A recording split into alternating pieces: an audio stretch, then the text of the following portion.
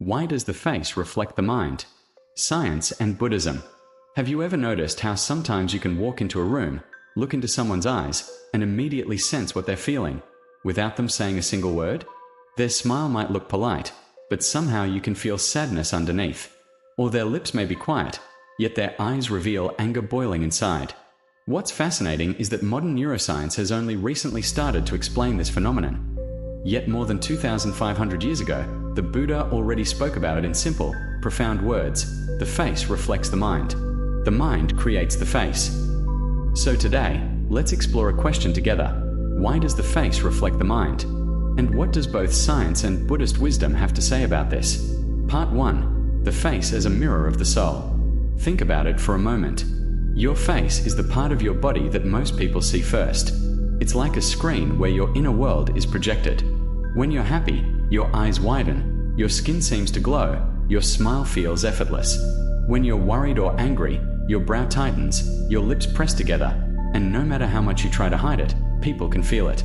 It's not just about beauty or wrinkles or age. It's about energy.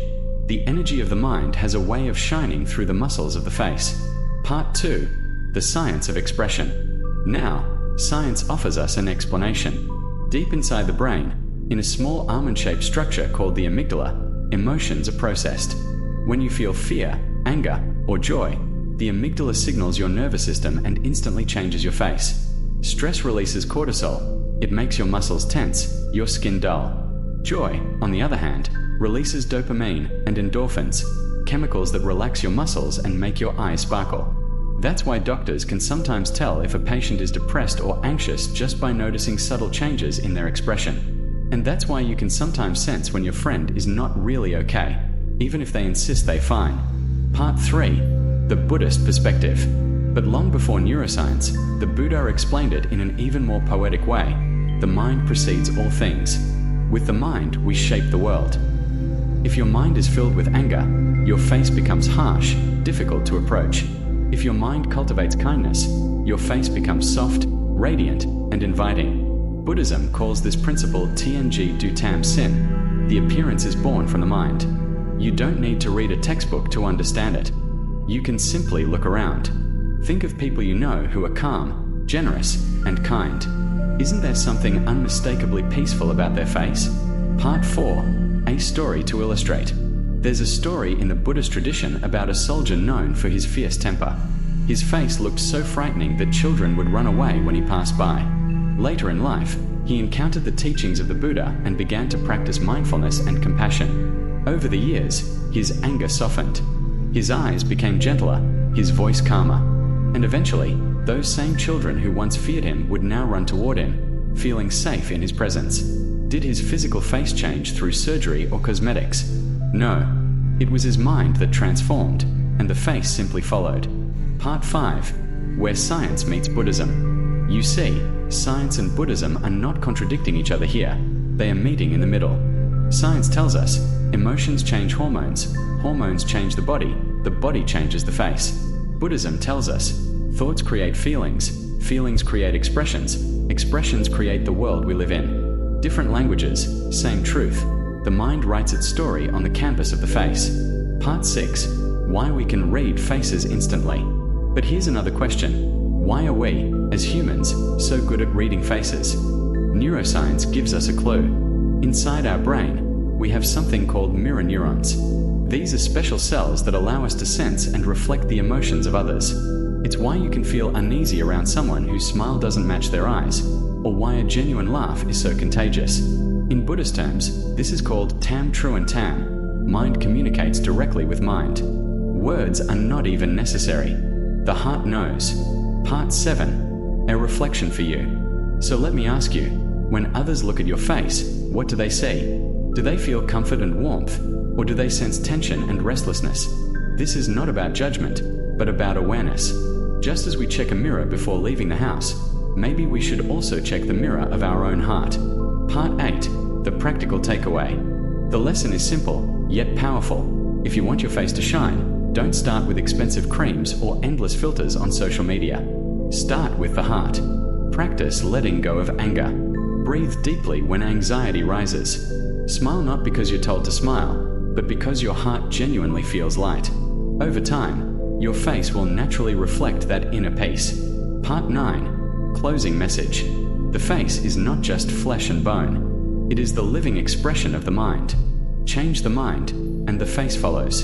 In our next video, we'll go deeper. If the mind truly shapes the face, then how can we cultivate the mind in daily life? What simple practices can anyone do, starting today, to bring more calmness and radiance into their appearance? Stay tuned, because we'll explore 5 practices that can transform not only how you look, but how you feel inside.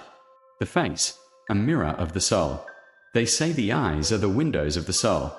But if you really think about it, isn't the entire face like a mirror of the mind?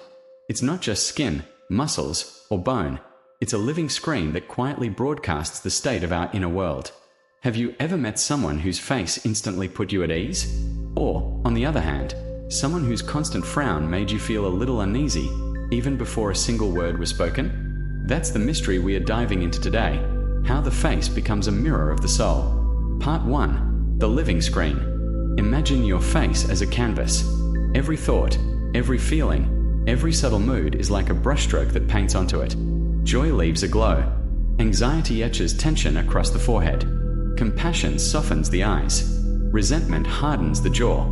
We sometimes believe our face is fixed, defined only by genetics. But in truth, it's constantly shifting, moment by moment, reflecting what's happening in the theater of the mind. Part 2. Everyday examples we all know. Think about the people around you. Maybe there's a neighbor whose gentle smile feels like sunshine on a cloudy day. Or maybe you know someone who always seems burdened by stress, their brows furrowed so often that even in moments of calm, their face looks heavy. It's fascinating how we don't need words to feel the difference. We can sense kindness, or hostility, or warmth, simply by observing someone's expression. And the more you notice this, the more you realize the face is never just about appearance, it's about presence. Part 3. Why this happens. The inner-outer connection. So why does the face reveal the mind so clearly? Science tells us that emotions trigger changes in our nervous system. When you feel joy, dopamine and endorphins relax your muscles. Your eyes sparkle.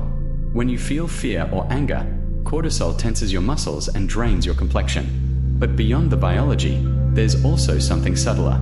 Humans are wired to detect micro-expressions, tiny shifts in facial muscles that reveal emotion in just a fraction of a second. It's why you can tell when someone's smile is fake versus when it's real. In Buddhism, this is described in a simple but profound way.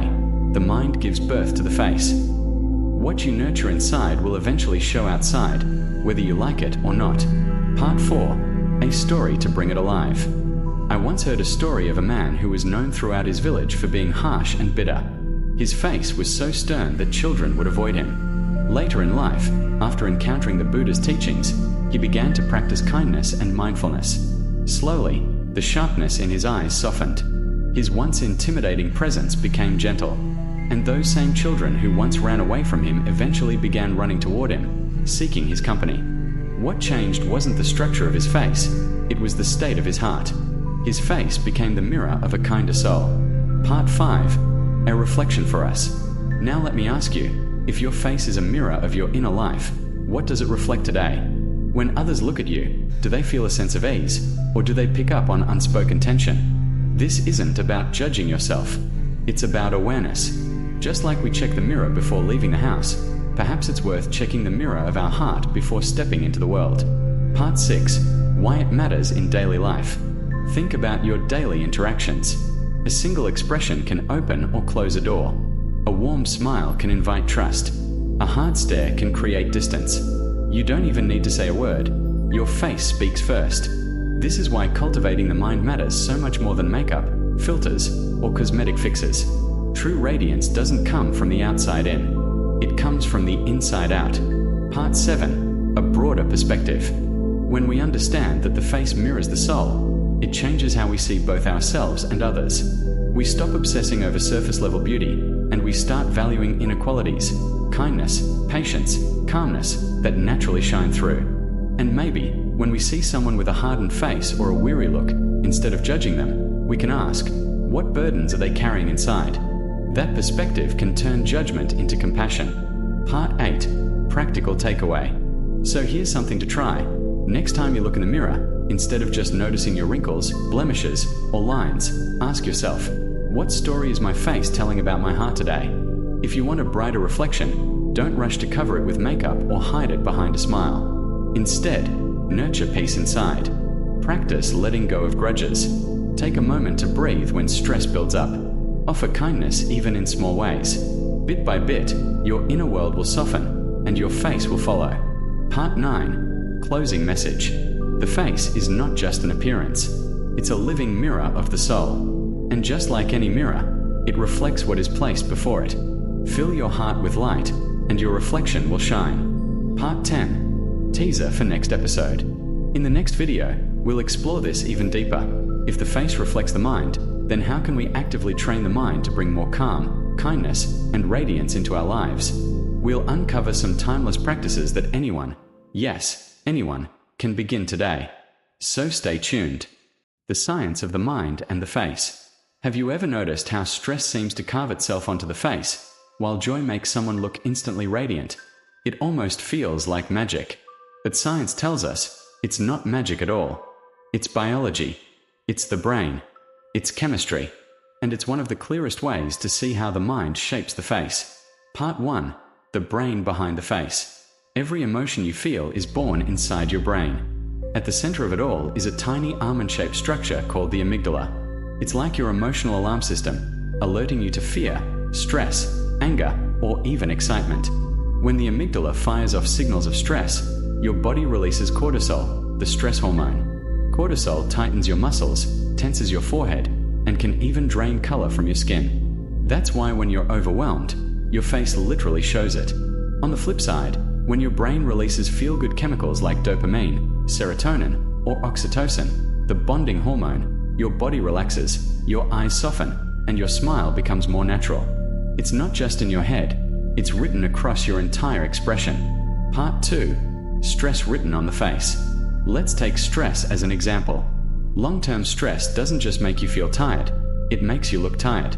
Constant tension causes frown lines between the eyebrows, wrinkles on the forehead, even sagging around the mouth. That's why doctors sometimes say the face is a diary of your stress. The pages are written not in ink, but in lines and expressions carved over time. Think about it. Have you ever met someone who just returned from a long, draining job or a toxic relationship? Their face seems heavier, older than their years. It's not coincidence, it's cortisol at work. Part 3. The radiance of happiness. Now, compare that with someone who's truly happy. I'm not talking about the Instagram smile kind of happiness, but the kind that comes from genuine joy, gratitude, and connection. Their eyes sparkle. Their skin glows. Their smile seems effortless. That glow isn't mystical, it's biochemical. When you laugh with a friend, when you hug someone you love, or even when you practice gratitude, your brain releases endorphins and dopamine. These chemicals relax your blood vessels, improve circulation, and give your skin that healthy radiance. In short, happiness is the most natural cosmetic in the world. Part 4. Everyday proof we can see. You don't need a scientific journal to prove this. You can see it every day. Picture a mother holding her newborn for the first time. Exhausted, maybe even in pain, and yet her face is glowing. Why? Because her brain is flooded with oxytocin, the hormone of love and bonding. Or think of the way a comedian's laughter spreads through a room. Even before you laugh yourself, your face starts to soften. That's mirror neurons in your brain picking up the joy of others and reflecting it outward. The science of the face is, in many ways, the science of the soul.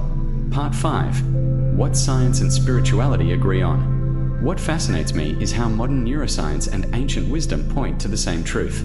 The Buddha taught that the mind shapes the face, that your inner world eventually becomes visible in your outer form. And now, thousands of years later, brain scans and hormone studies confirm exactly that. Stress carves lines. Compassion softens them. Joy illuminates them. It's almost as if your face is the canvas, and your brain, the painter.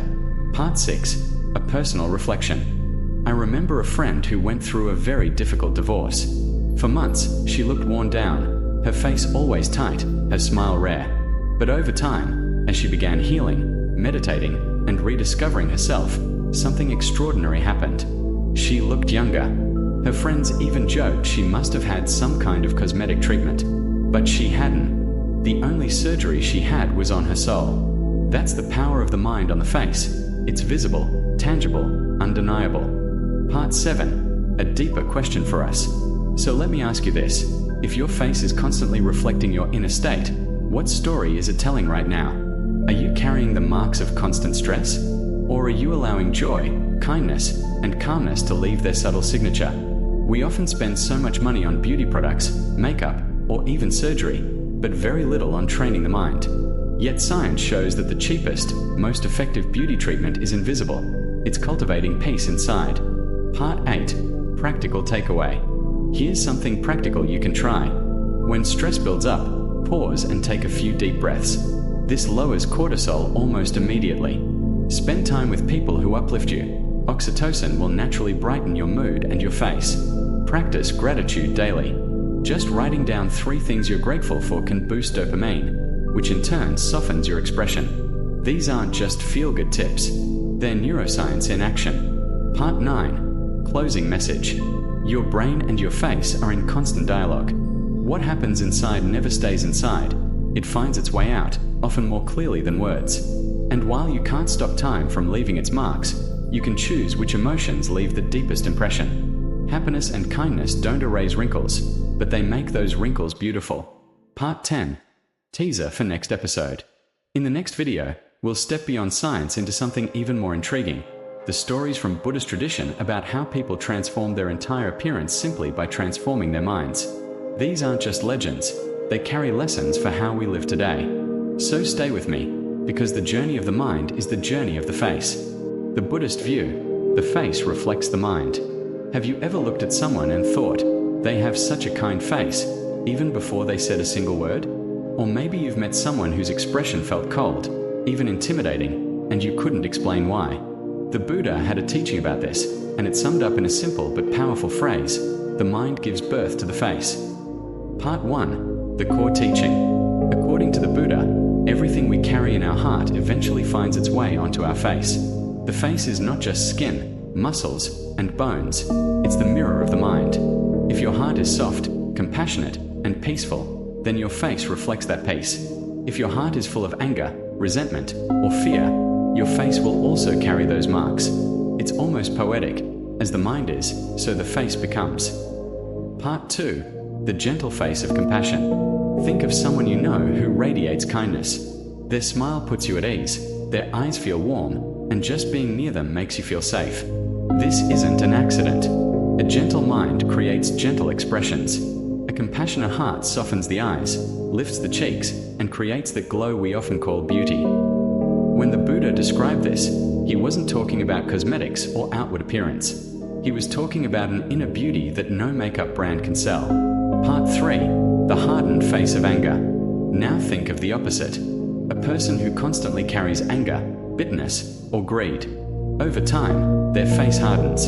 The muscles around the mouth tighten. The eyes narrow. Even in silence, their presence feels heavy. It's not that they were born that way. It's the residue of repeated emotions. Every scowl, every outburst, every grudge leaves its signature. The Buddha would say, that is the face the mind has painted. Part 4. The everyday proof. You don't need to be a monk to see this. Imagine 2 co-workers, one who always complains and one who always encourages. Over the years, their faces evolve differently. One becomes lined with cynicism, the other etched with kindness. It's the same human skin, the same biology, but the stories written on their faces are worlds apart. Part 5. The subtle power of the mind. What's fascinating is that this process is subtle and constant. You don't wake up one morning with a kind face or a harsh face. It happens moment by moment, thought by thought, habit by habit. The Buddha taught that the mind is like a garden. If you water the seeds of anger, weeds will grow and show themselves. If you water the seeds of compassion, flowers bloom, and they show themselves too, not just in your words, but in your very appearance. Part 6. A personal reflection. I once had a teacher whose face I'll never forget. He wasn't particularly young or conventionally attractive, but whenever I looked at him, there was this serenity, as if nothing in the world could disturb his peace. His eyes held no judgment, only understanding. Over time, I realized That's the kind of face years of meditation, patience, and kindness create. It wasn't just how he looked, it was what he had become. Part 7. Beyond First Impressions. Now, of course, we live in a culture obsessed with appearances. We judge faces in milliseconds. Beautiful, not beautiful. Trustworthy, not trustworthy. But the Buddha's teaching goes deeper. It's not about judging someone's face, but understanding it. The face is a reflection, not a verdict. If someone looks harsh, maybe it's because life has filled them with struggle. If someone looks gentle, maybe it's because they've cultivated kindness within. And here's the hope: no face is fixed. Just as the mind can change, so too can the expressions it creates. Part 8. The choice we all have. That means we all have a choice. Every time we nurture patience instead of frustration, every time we practice forgiveness instead of resentment, every time we choose kindness over indifference, we're not only changing our mind, we are literally reshaping our face. Think about that for a moment. Your spiritual practice is also your beauty practice. Part 9. The practical invitation. So maybe the next time you catch yourself frowning, clenching your jaw, or holding on to anger, pause and ask, is this the face I want to carry into tomorrow? It doesn't mean suppressing emotions. It means transforming them. Through mindfulness, compassion, and awareness, we create faces that reflect the best parts of who we are. Part 10. Closing thought and teaser. The Buddha's teaching reminds us that beauty isn't something you buy, it's something you cultivate. A kind mind becomes a kind face. A peaceful heart becomes a peaceful presence. And here's a thought to carry with you. Your face today is already becoming the face of tomorrow. What are you painting with your mind? In our next video, we'll explore this even deeper. Practical ways to cultivate inner peace so that your outer presence becomes naturally radiant. Not just philosophy, but simple steps anyone can take. The story that shows how the face reflects the mind. Let me ask you this. Have you ever met someone whose very presence made you feel calm, almost like you could breathe more easily around them? Sometimes it's not even about what they say, it's simply how their face radiates peace. That calmness, that warmth, didn't just appear overnight. It's the result of years of inner cultivation. And there's a story that illustrates this beautifully. Part 1. The story begins. Long ago, in the East, there was a general. He was known across the land for his strength, his authority, and his fearlessness in battle. People who saw him often described his face as commanding, even intimidating. His sharp eyes, firm jaw, and stern brow spoke of a man who lived a life of conflict and discipline. To his enemies, he looked terrifying. Even his own soldiers, though loyal, sometimes trembled under his gaze. At that time, his face was a reflection of his mind, a mind trained to conquer, to control, and to be unyielding. Part 2. The turning point. But as the years went by, victories lost their meaning. Battles left scars not only on his body but also on his heart. He began to feel the weight of anger, the emptiness of violence, and the endless cycle of conflict. One day, while traveling, he encountered a wise monk who spoke gently but with extraordinary clarity. General, the greatest victory is not over others, but over yourself. Those words unsettled him, not because they were harsh, but because they rang true. For the first time, he realized his fiercest enemy was not on the battlefield. It was his own restless, fiery mind. Part 3. The practice of transformation. So he began to practice. Slowly, awkwardly at first. He meditated. He listened to teachings about compassion. He practiced patience with his family, his friends, even with strangers. Every day, little by little, he chipped away at the hardness inside his heart. And something remarkable began to happen. His soldiers noticed at first. The general has changed, they whispered. His commands were still strong, but his tone was calmer, his eyes softer. Years passed, and by the time he retired, his face no longer carried the tension of war. The lines of anger had smoothed. The eyes that once struck fear now radiated peace. People who met him in old age no longer felt intimidated. Instead, they felt safe, as though they were in the presence of a grandfatherly figure whose only weapon was kindness. Part 4. What this story teaches us. This is not just a story about one man. It's a story about all of us. Because each of us is painting our face every single day, through our thoughts, emotions, and habits. When we nurture anger, impatience, or greed, those patterns etch themselves into our expression. When we nurture compassion, forgiveness, and peace, those qualities also become visible. You don't need to be a general to experience this. It can happen to any of us. Part 5. A modern reflection. Think of someone in your own life. Maybe you've known them for many years. Look back at old photos. Notice how their face has changed, not just with age, but with the way they've lived. Someone who has lived with bitterness often carries a heaviness in their eyes. Someone who has practiced kindness tends to glow, even in old age. I once met a woman in her 70s who worked as a volunteer at a hospice. She wasn't rich, she wasn't glamorous, but the serenity and warmth in her smile were unforgettable. You could see years of compassion written in her face. Being around her felt like sitting in the sunshine. Part 6. The science and the spirit. Even science agrees with this. Our facial muscles and expressions are deeply shaped by the emotions we repeat. Chronic stress literally hardens the face. Chronic kindness relaxes it. The Buddha's teaching, as the mind is, so the face becomes, isn't just spiritual poetry. It's a living truth that science continues to confirm. Part 7. The hope in this teaching. And here's the beautiful part. No face is fixed. Just like the general, just like the volunteer, we can all change. Every smile, every act of patience, every moment of letting go. These are brushstrokes painting a new image on the canvas of your face. Imagine yourself 20 years from now. What kind of face do you want to carry into the future? One shaped by frustration, or one shaped by peace? Part 8. Bringing it back to you. So let me ask, when people look at your face, what do they feel? Do they feel tension? Distance? Or do they feel ease, warmth, and trust? And more importantly, what kind of feeling do you want them to have? This isn't about vanity. It's about presence. It's about the silent message your face carries before you say a single word.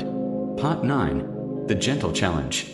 If a hardened general could transform his expression into one of peace, then surely, in our everyday lives, we can soften our own. We can choose patience in traffic, kindness in conversations, forgiveness when someone wrongs us. Each choice adds up. Each choice leaves a trace. The Buddha would say, your face is the reflection of your practice. And practice is something you can begin today. Part 10. Closing thought and teaser.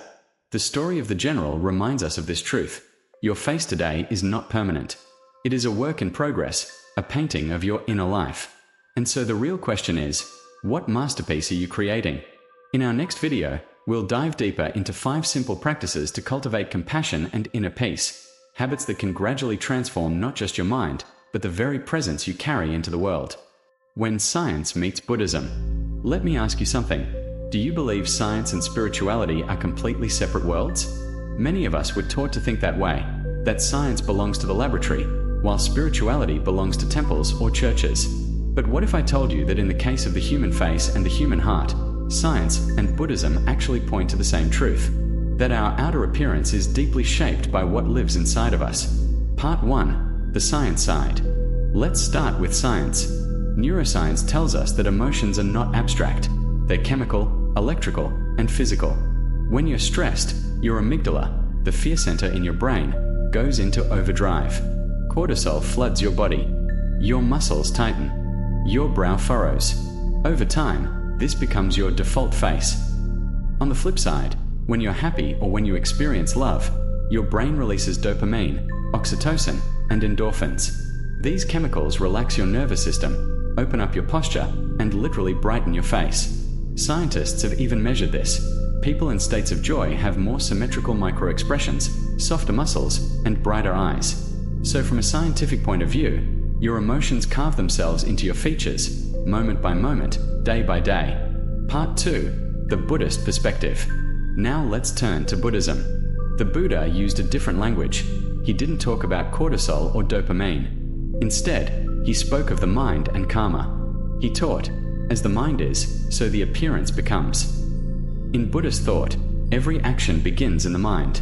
A kind thought nourishes compassion. A bitter thought feeds anger.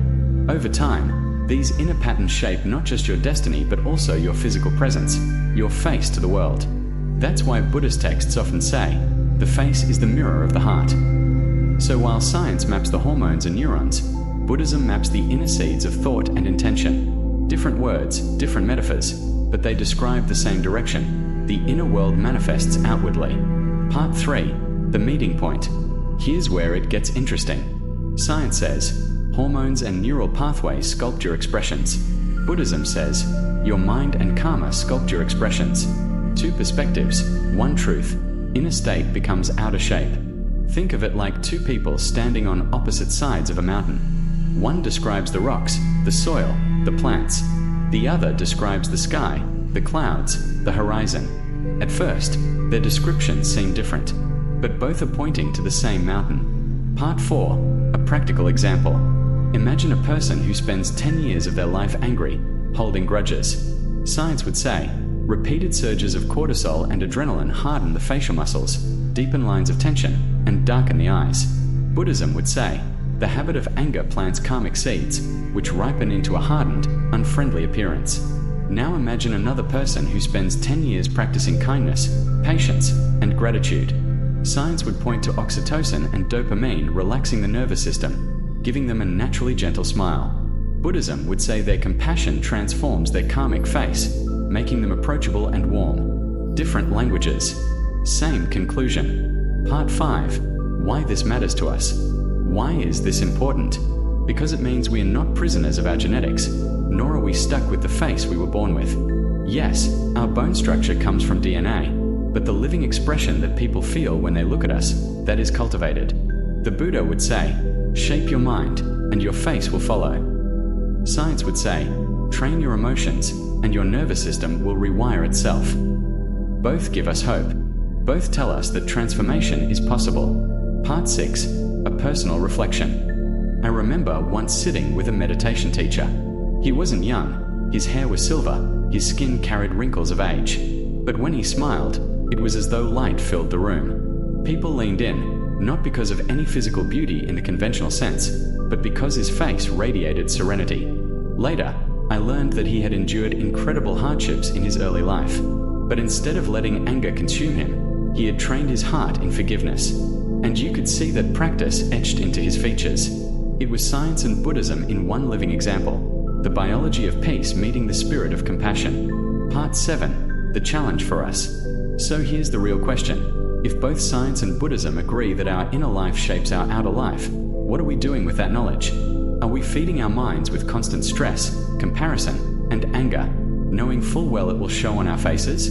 Or are we choosing practices like gratitude, meditation, kindness, that soften us both inside and out? The truth is, your face 10 years from now is being created right now. Each thought, each emotion, each choice is a brushstroke. Part 8. The deeper meaning. This isn't about vanity or trying to look young. It's about authenticity. It's about the kind of presence you carry when you walk into a room. Do people feel tension when they see you? Or do they feel comfort, ease, and trust? Science explains the mechanics. Buddhism explains the meaning. Put them together, and we have both the how and the why. And that's powerful. Part 9. The unity of wisdoms. In the end, there is no conflict between science and Buddhism here. They are two voices in harmony.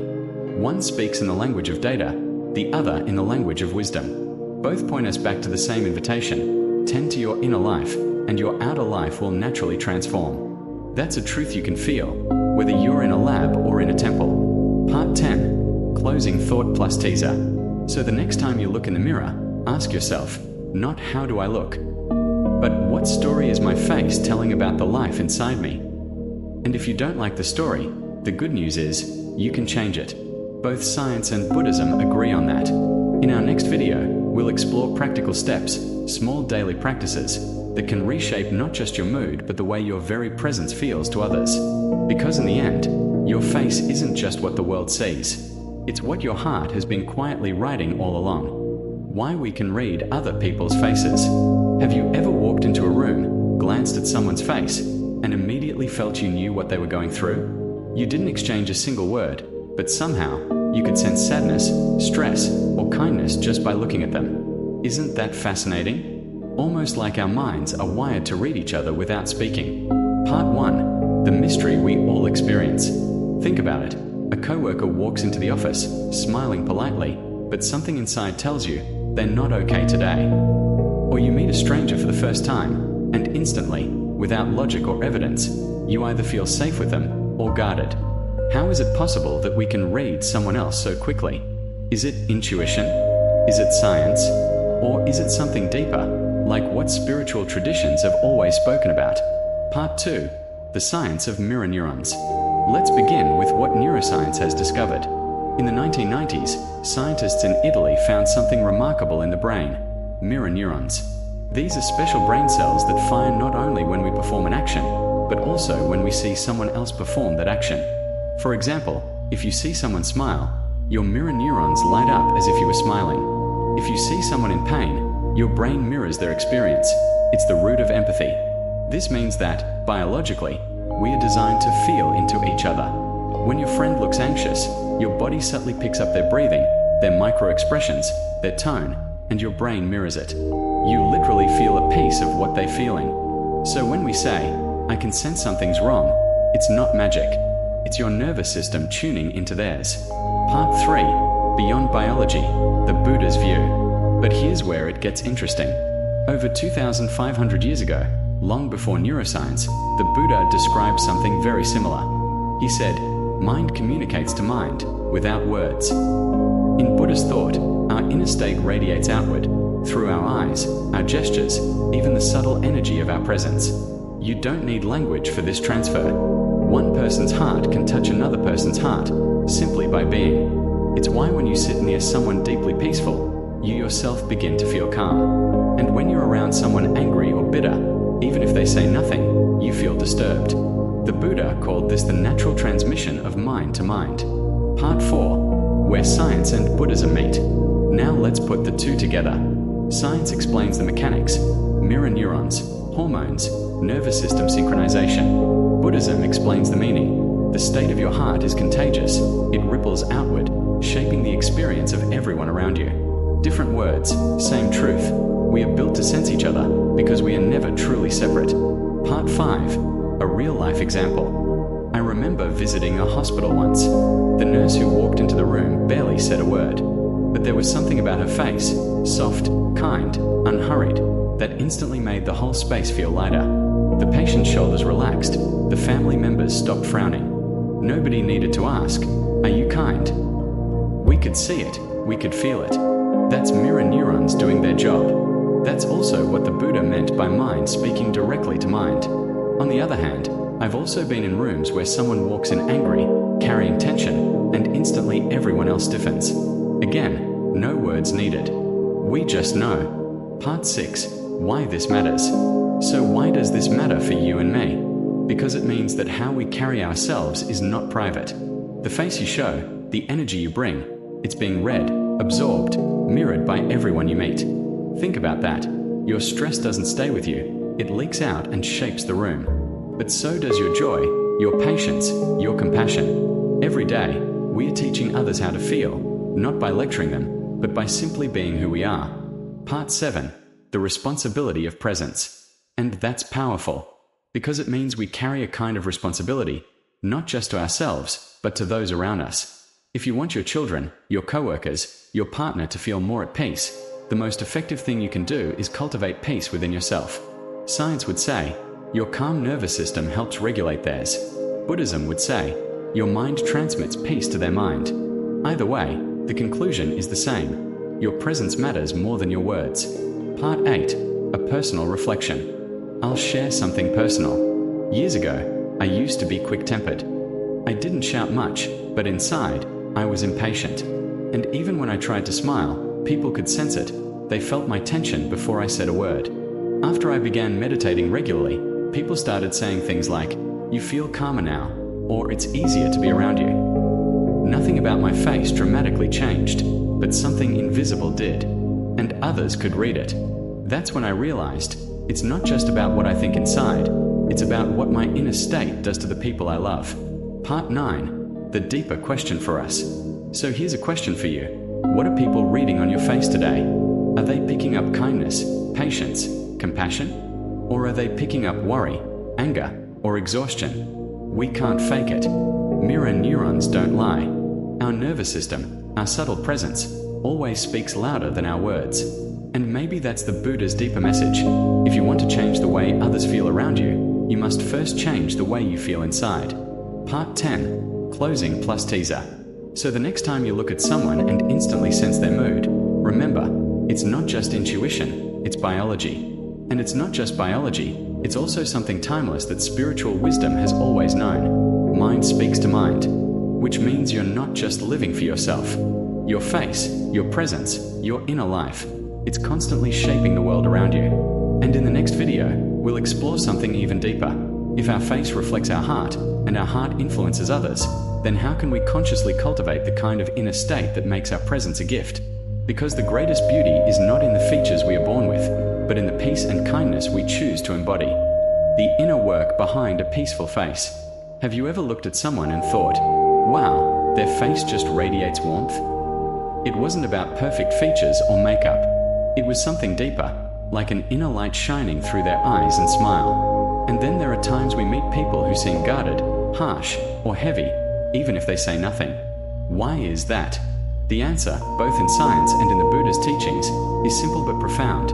Our face is a mirror of our heart. Part 1. The hidden truth about beauty. We live in a culture obsessed with appearances. Billions are spent every year on skincare, cosmetic surgery, and filters that make us look younger or more attractive. But here's the truth nobody tells us. No amount of makeup can fully hide a restless or angry heart. You've seen it before. Someone can have flawless skin and perfect features, but their face feels cold or intimidating. On the other hand, someone with wrinkles, maybe even gray hair, can look radiant, simply because their presence is gentle and kind. So the real secret to looking bright isn't found in a mirror, it's cultivated inside. Part 2. The Buddha's teaching. Over 2,500 years ago, the Buddha said, the mind shapes the face. As the mind is, so the appearance becomes. A mind that is full of anger hardens the features. The eyes narrow, the jaw clenches. Over time, the face becomes sharp, difficult to approach. But a mind full of compassion softens everything. The eyes become kind. The smile is effortless. People naturally feel safe around you. It's not magic. It's cause and effect. Inner state shapes outer expression. Part 3. A story to illustrate. Let me share a story. There was once a general in ancient times, known for his fierce presence. His face was stern, his soldiers feared him, and even common people would avoid crossing his path. But in his later years, he began practicing meditation, learning patience, and cultivating kindness. And something remarkable happened. His face changed. The same strong features that once looked intimidating now appeared dignified but gentle. People said that just being near him made them feel safe. This is not just a legend, it's something many of us have witnessed. Maybe you've seen a friend, who used to be hot-tempered, become softer after years of personal growth or spiritual practice. Their face tells the story of their heart. Part 4. Science confirms it. Even modern science agrees. Chronic anger or stress floods the body with cortisol and adrenaline, which tighten muscles, furrow brows, and deepen lines over time. Meanwhile, practices like mindfulness, gratitude, and compassion actually activate parts of the brain associated with joy and empathy. This not only changes how you feel inside, it changes your micro-expressions, your posture, even the tone of your voice. So when the Buddha said, a compassionate heart creates a kind face, neuroscience today would say, yes, because compassion reduces stress hormones and increases positive neurotransmitters. Different language, same truth. Part 5. The illusion of hiding. Here's something we rarely think about. You can fake a smile for a photo, but you can't fake your energy for long. People are incredibly skilled at reading faces, even without realizing it. Studies show that we detect micro-expressions in milliseconds, tiny flashes of emotion that reveal what's really going on inside. That means if you're anxious, bitter, or resentful, others will sense it, even if you try to cover it up. On the other hand, if you're genuinely at peace, that will shine through too. So in a way, our face is honest. It betrays what we carry inside. And that's not a bad thing. It's an invitation to do the real work, the inner work. Part 6. The practical lesson. So what does this mean for us in everyday life? It means if you want a face that's bright, approachable, and full of life, start by cultivating a heart that is kind, forgiving, and at peace. That might sound abstract, so let's break it down. When anger rises, practice pausing before reacting. Every time you choose patience over rage, you soften your own face. When jealousy creeps in, shift your focus to gratitude. Gratitude makes the eyes shine differently. When life feels heavy, practice letting go of grudges, of past hurts, of unnecessary battles. You'll notice that your expression becomes lighter too. This isn't about faking positivity. It's about genuinely transforming the state of your mind, which naturally transforms the expression of your face. Part 7. A personal reflection. I'll be honest, there was a time when I was often stressed, chasing deadlines, carrying tension everywhere I went. People would ask me, "Are you upset?" even when I thought I was hiding it. That's when I realized the face cannot lie.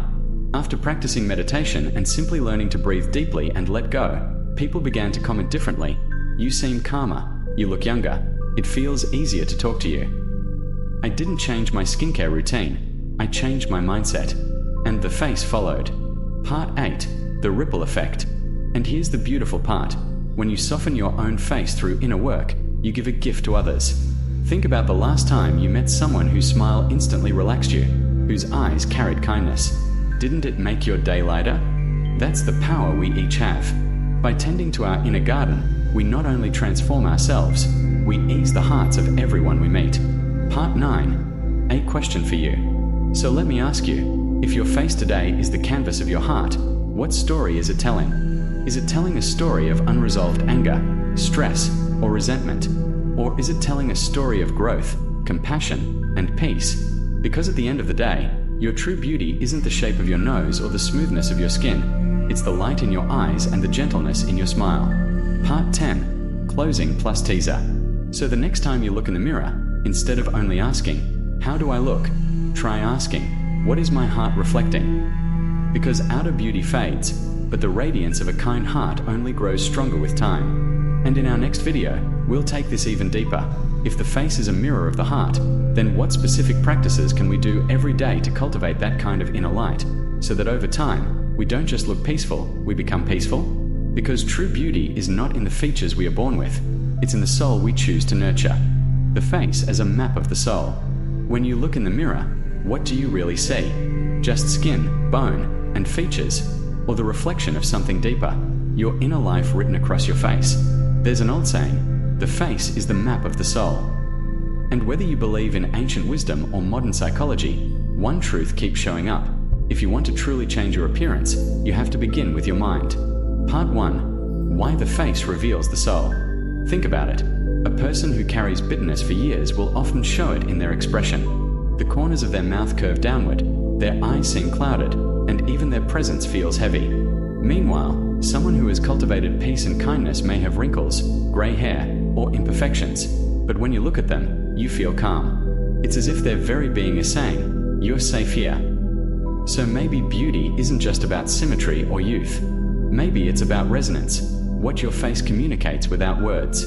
Part 2. The Buddha's perspective. The Buddha taught that mind precedes all things.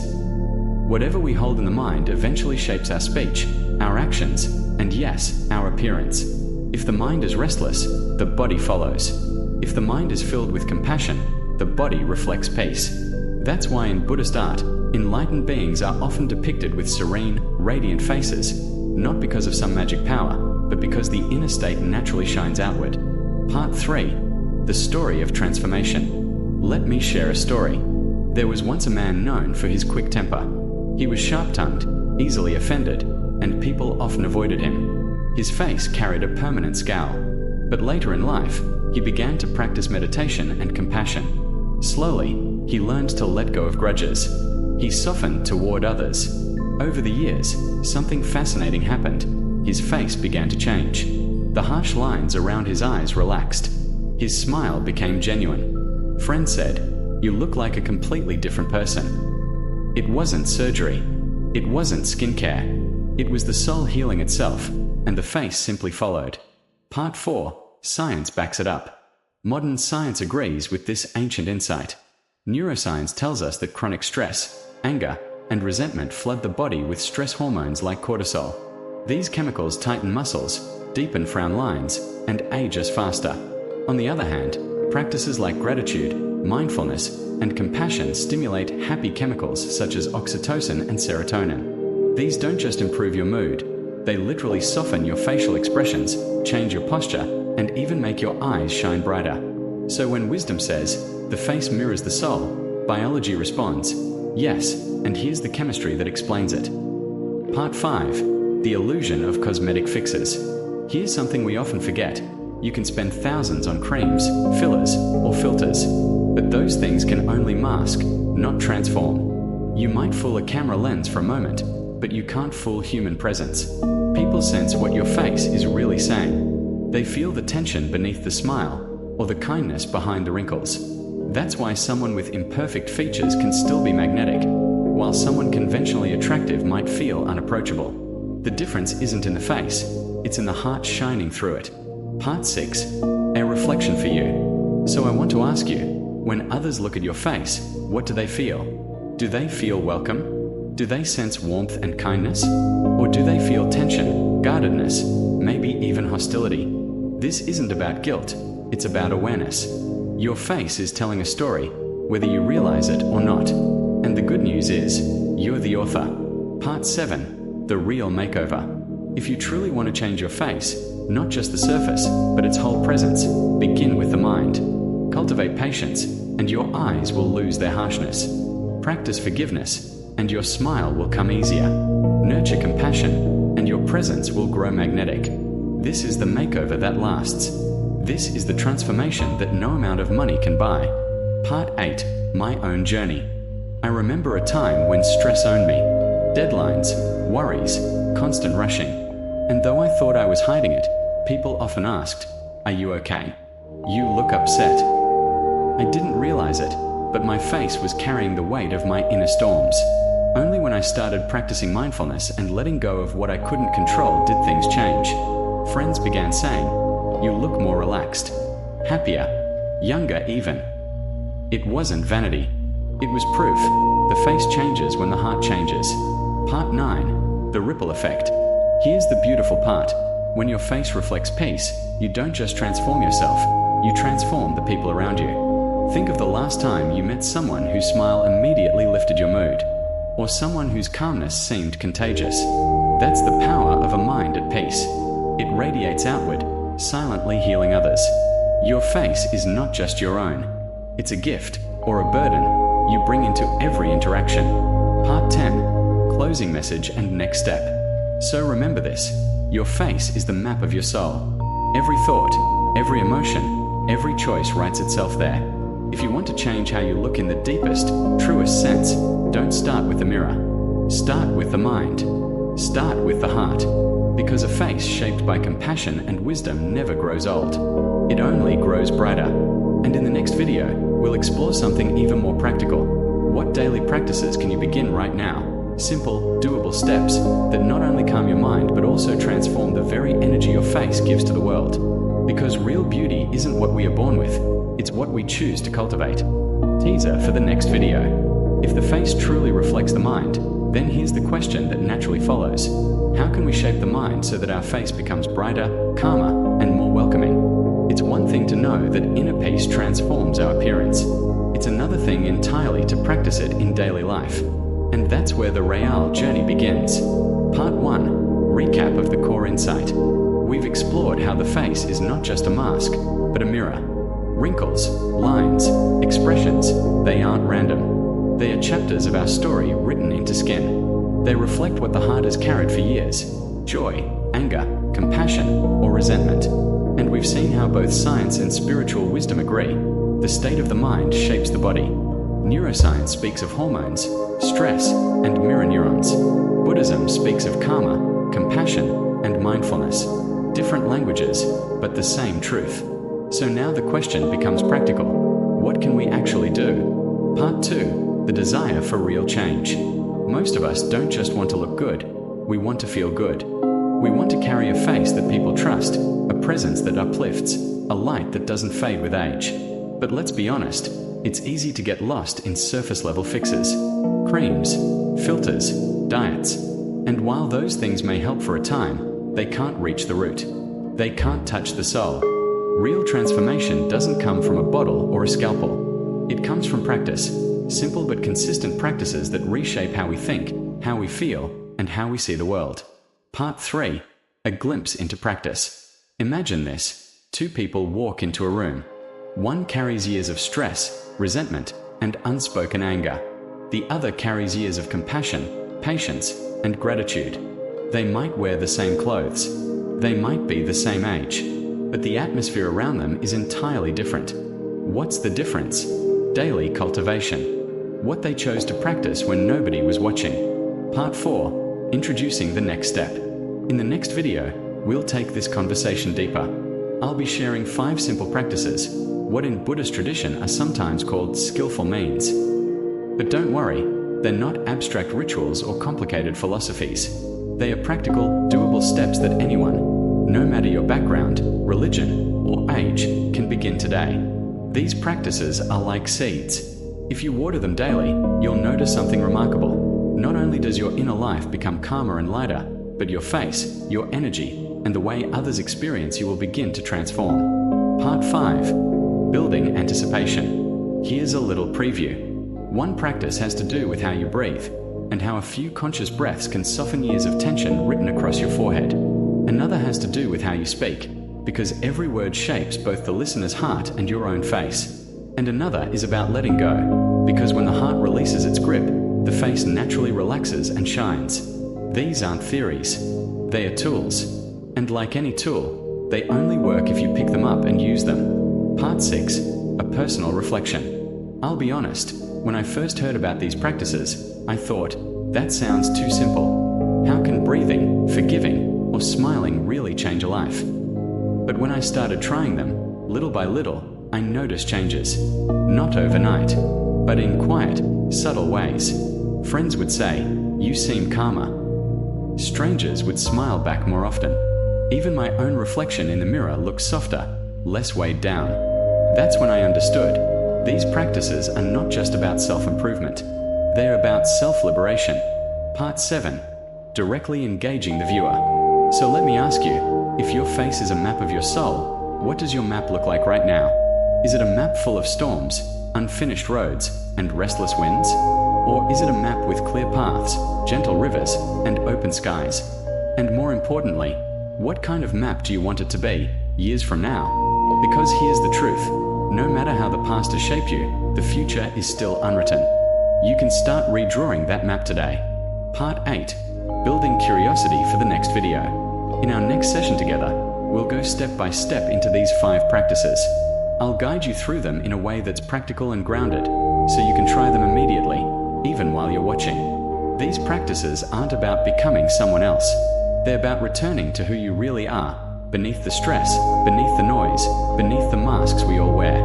And when you begin to live from that place, your face doesn't just change, it glows. Closing. Tease a line. So if you've ever wondered, how do I bring more light to my face, more peace to my presence, and more joy into the way people experience me? Don't miss the next video. We'll explore together 5 simple practices anyone can begin right now to cultivate inner peace, compassion, and clarity, and to let that transformation radiate through the face you carry into the world. Because in the end, the most beautiful face is not the one we inherit, but the one we create, moment by moment, choice by choice, practice by practice.